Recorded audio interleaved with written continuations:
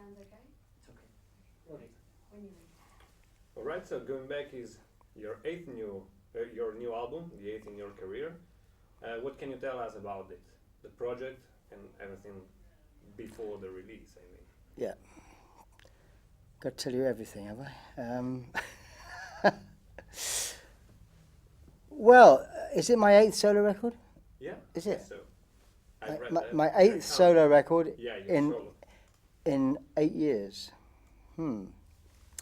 So, well, you know, where can I start? I mean, I was happily doing nothing when my manager suggested I do a record, to get my juices flowing, to hoping that I would go back into the studio and decide not to retire, that I would come out charging on a white Charger and go back to my audience and say, "I'm back."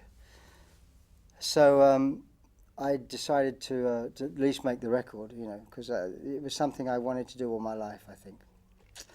You know, it's I could have made this record at any point in my life, because when I was a teenager, it's the music I listened to, amongst other music, the Beatles and, you know, other songs, of course, but Motown was always very important to me.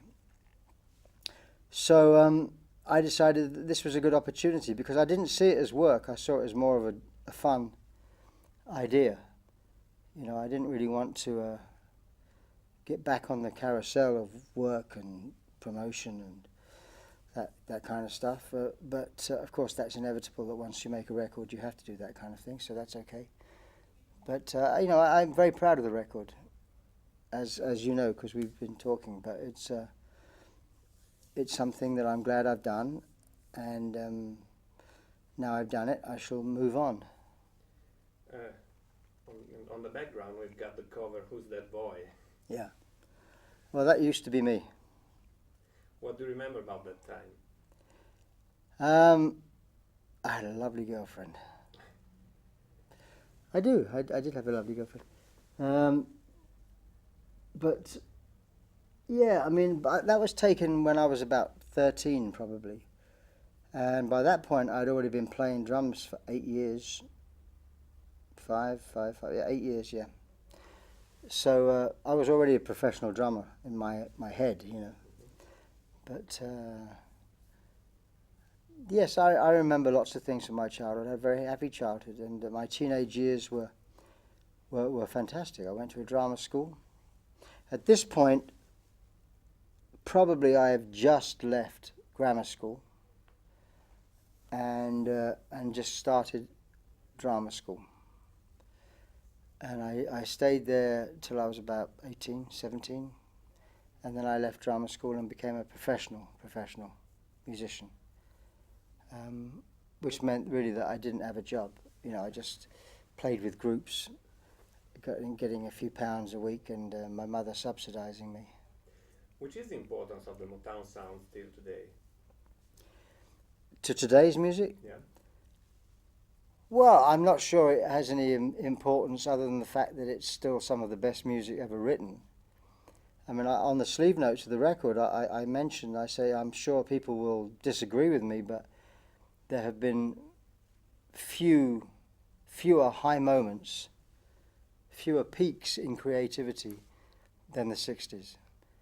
You know, I mean, with the Beatles, obviously, and with Motown, obviously, the peaks of songwriting were extraordinary. You know, the whole thing suddenly went into overdrive. You had Bill Haley, you had Elvis Presley, you had all the rock and roll people, but then suddenly the Beatles came, you know, and people were writing their own songs, and the melody, classic melodies that still sound great. I mean, my son, 33, you know, Simon, I gave him a CD of the album when it was halfway through, and he plays it to his friends when they have friends around for dinner, and he says, "It's funny, every time I play it, people get up and they feel good, you know, they start to dance and things."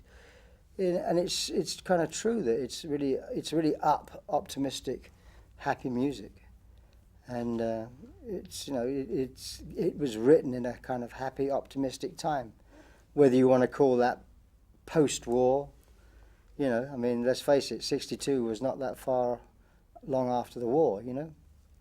I mean, it was a period of rebuilding for everybody, you know. I don't know, very optimistic. Why do you think that Genesis were so big in Italy? This is a question that I've always asked. I mean, Genesis Why? I think, yeah, um, you were maybe bigger in Italy than in many other countries. oh yeah, Italy was the first country to really take to Genesis. I mean, we were playing 20,000 people in the Palace Sport in Rome and Pavia and Rimini and places like this, Siena and Reggio Emilia. You know, we were playing for Palace Sports when we were still playing clubs in England. You know, I mean, I don't know why particularly. I mean, apart from the fact that the music was, you know, Premierata Foneria Marconi. You remember? They were another band that that were very popular. They were Italian, of course, but it was music that was operatic. It was cinemascope. It was Technicolor, you know. And I think the audiences didn't understand what we were singing about, but the moods of music. I remember we'd start playing a song like the Musical Box, you know, and the audience would be sitting very quietly, and then suddenly the mood would change, and you know, they'd applaud the mood changes, the feelings, the emotional thing.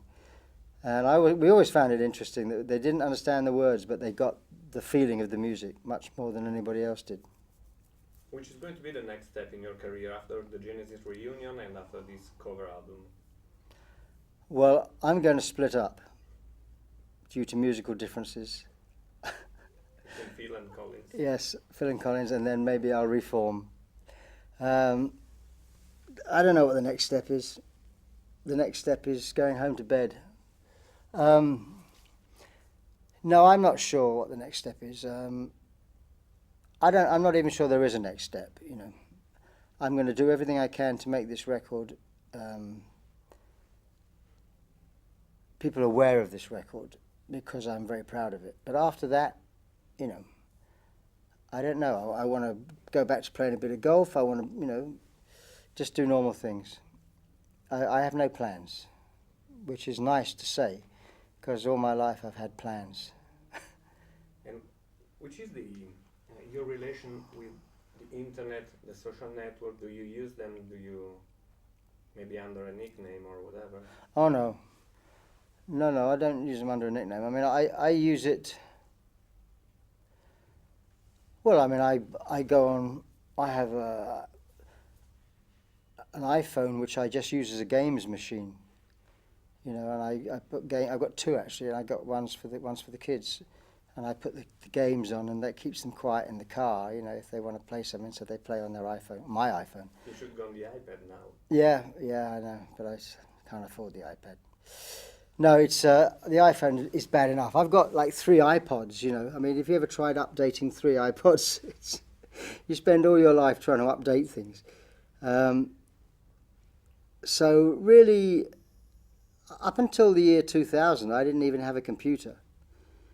I recorded everything on tape, and it's only when I did the music for Brother Bear for Disney, which was, as well as writing the songs, they said, you know, we want you to write some underscore music.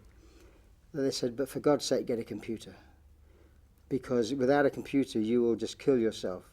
Because, you know, they obviously with filming, you know, they take 5 frames of the film out. You've got to match this music has to follow the frames, you know. So that's when I started getting involved in computers. Otherwise, I was pretty much computer ignorant. But I really use it just for communicating with people. And I say iTunes, photographs. It's now they've now become the photograph album. You know, iPhotos. Instead of having photographs in books, you know, you have it on iPhoto.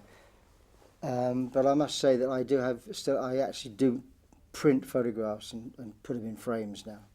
Otherwise, they don't really exist. You feel like, you know, something could happen and all your photographs, your life just disappears. So I'm always very careful with that. All right. Thank you so much. And something I said? Yeah.